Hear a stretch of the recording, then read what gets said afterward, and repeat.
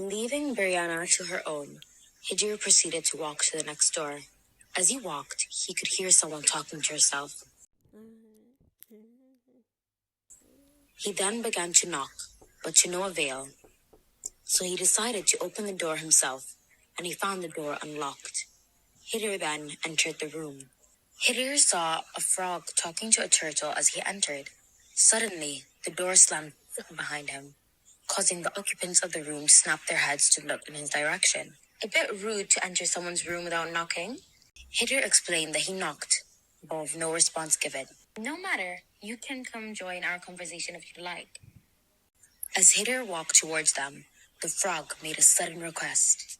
But first, could you be a dear and fetch me my dermal fillers and diet pills? They're in the cellar. Hidir agreed and began to make his way to the cellar. The way down was eerie and cold. As Hidir continued walking, a shadow suddenly emerged from above. Hidir exclaimed, "You again?" But this time, the shadow only stared, almost feeling pitiful towards Hidir, who did not know his demise if he kept doing favors for others. Passing by the shadow, Hidir was greeted by a dingy cellar, dimly lit by candles, melting slowly as they dripped wax everywhere. He trudged along and saw the pills and dermal fillers set upon the table in the corner of the cellar.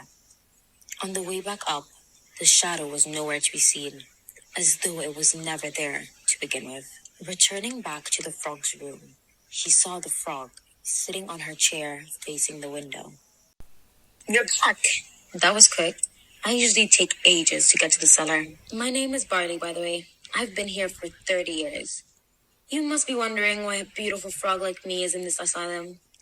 I used to look just like the other frogs. Basic. And mean.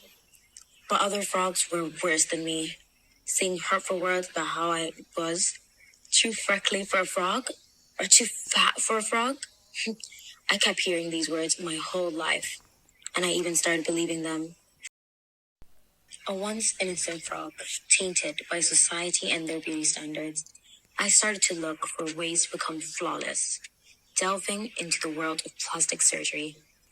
I've had more procedures than my frog fingers can count.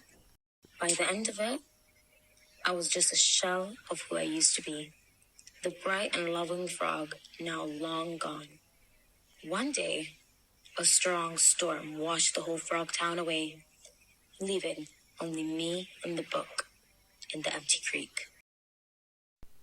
After opening the book, I awoke in a different place, and that's where I met Tim, the turtle, my faithful friend.